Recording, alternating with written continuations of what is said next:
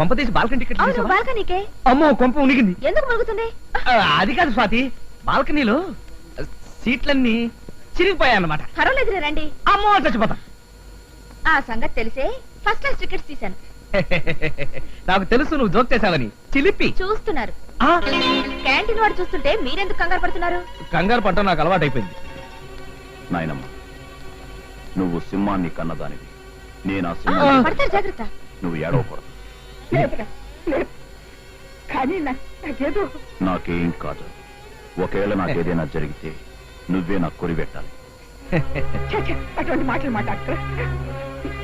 నిన్నెవడేం చేయగలరా? ధైర్యంగా వెళ్ళా.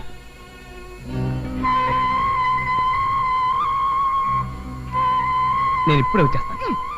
అదే త్వరగా వచ్చేయండి. మనుషులు చూస్తారు.